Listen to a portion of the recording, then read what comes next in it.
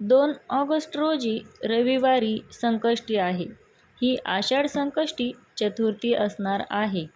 या दिवशी केलेल्या काही सोप्या उपायांनी आणि पूजेने बाप्पाची कृपा आपल्या घरावर कशी वर्षाव करेल, या दिवशी नेमकं काय करावं याबद्दल चला संपूर्ण माहिती सविस्तर जाणून घेऊया.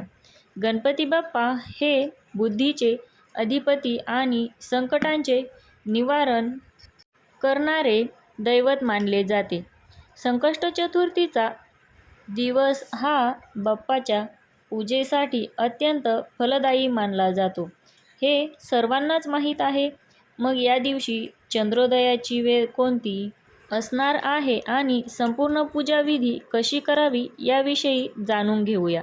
आता आषाढ संकष्टी चतुर्थी ही कृष्ण पक्षातील संकष्टी चतुर्थी रविवारी 2 ऑगस्ट रोजी साजरी केली जाणार आहे. या चतुर्थीला गणाधिप संकष्टी असेही म्हणतात. संकष्टीचा उपवास हा चंद्रदर्शनानंतर पूर्ण मानला जातो. त्यामुळे सर्वात महत्त्वाची गोष्ट म्हणजे चंद्रोदयाची वेळ ही 2 ऑगस्ट रोजी 9:37 असणार आहे. या काळात आपण चंद्राला अर्घ्य अर्पण करू शकता आणि बाप्पाची आरती करूनच उपवास सोडू शकता. आता पाहूया या दिवशी नक्की काय करायचं. तर या दिवशी ब्रह्ममुहूर्तावर दिवसाची सुरुवात करावी. सकाळी लवकर उठावं, स्नान करावं आणि आपलं देवघर स्वच्छ ठेवावं. शुभ्र वस्त्र परिधान करावी. पूजेसाठी लाल, पिवळे किंवा पांढऱ्या रंगाचे वस्त्रसुद्धा परिधान करू शकता. हे अत्यंत शुभ मानलं जातं. त्यानंतर गणपती बाप्पाची मूर्ती असेल किंवा फोटो असेल, तो फोटो पुसून घ्यावा. त्यानंतर दर संकष्टीला तुम्ही बाप्पाची पूजा अगदी त्याचप्रमाणे बाप्पाची षडोपचारी किंवा पंचोपचारी पूजा करावी. शेंदूर, अष्टगंध आणि अक्षदा वाहाव्यात. बाप्पाला 21 दुर्वा, 21 फुलं, लाल जास्वंदाची फुलं, मोदक, तिळाचे लाडू आणि गूळ खोबऱ्याचा नैवेद्य आपण दाखवू शकता. बाप्पाला दुर्वा अतिशय प्रिय आहे. त्यामुळे या दिवशी भक्तिभावानं बाप्पांनी 21 दुर्वा अर्पण कराव्या. संध्याकाळी पुन्हा एकदा किंवा हातपाय स्वच्छ धुवून अत्यंत प्रसन्न मनाने पूजेला बसावं. बाप्पाच्या मूर्तीला किंवा फोटोला पाणी आणि दुधानं अभिषेक करावा. त्यानंतर बाप्पाला लाल रंगाचे वस्त्र किंवा हातपाय स्वच्छ धुवून अत्यंत प्रसन्न मनाने पूजेला बसावं. तुमच्याकडे बाप्पाची मूर्ती असेल किंवा फोटो असेल, त्याला पाणी आणि दुधाने अभिषेक करावा. त्यानंतर आपल्या लाडक्या बाप्पाला लाल रंगाचे वस्त्र अर्पण करावं. नैवेद्यासाठी बाप्पाच्या आवडत्या 21 मोदकांचा किंवा गूळ खोबऱ्याचा नैवेद्य तुम्ही दाखवू शकता. आता सर्वात महत्त्वाचा उपाय या दिवशी करू शकता, तो 21 दुर्वांचा हा चमत्कारिक उपाय मानला गेला आहे. जर तुम्हाला या संकष्टीला फक्त एकच महत्त्वाचा उपाय करायचा असेल, 21 दुर्व्यांची जोडी बाप्पाला अर्पण करावी. आता हा उपाय कसा करावा, तर 21 हिरव्यागार दुर्वा एकत्र बांधून ती जोडी बाप्पाच्या चरणी किंवा बाप्पाच्या मस्तकावर थेट वाहावी. प्रत्येक दुर्वा वाहताना मनात मोठ्यानं ओम गणाधिपतये नमः किंवा ओम गण गणपतये नमः या मंत्राचा जप करू शकता. आता तुम्हाला हा प्रश्न पडलाच असेल की हा उपाय केल्याने नेमके काय फळ भेटते.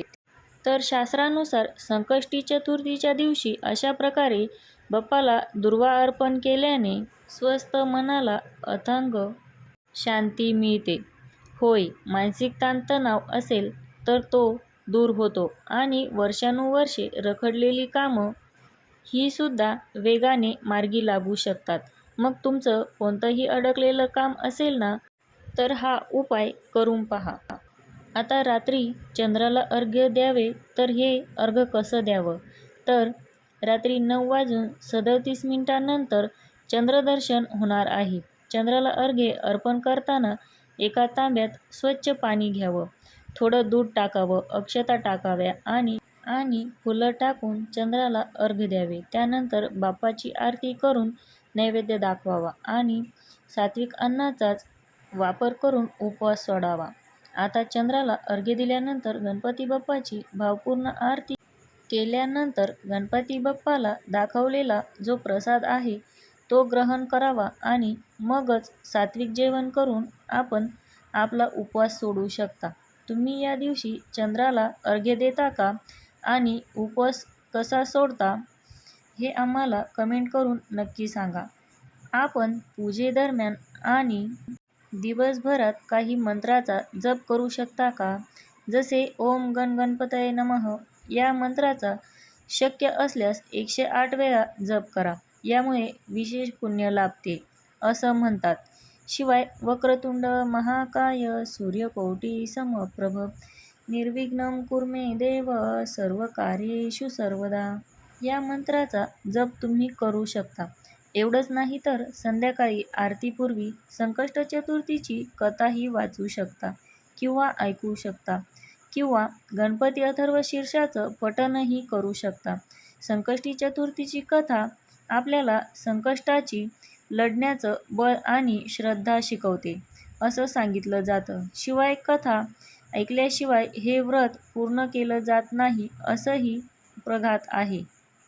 एवढंच नाही तर भक्तीसोबत काही गोष्टींची काळजी घेणं तितकंच गरजेचं असतं. जसं की संकष्टी चतुर्थीच्या दिवशी कोणाचाही अपमान करू नये, खोटं बोलू नये, घरात राग, मत्सर किंवा वादविवाद करू नये. घरात तामसिक आहार ज्यामध्ये कांदा, लसूण, मांसाहार किंवा मद्य हे पूर्णपणे वर्ज्य करावे. चंद्रदर्शनाआधी उपवास सोडू नये आणि पूजा अपूर्ण सोडू नये.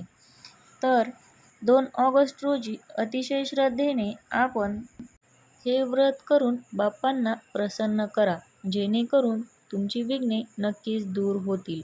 शिवाय तुमच्या घरात सुख, समृद्धी, बुद्धी, सकारात्मक ऊर्जासुद्धा आणण्यासाठी बाप्पा मदत करतील.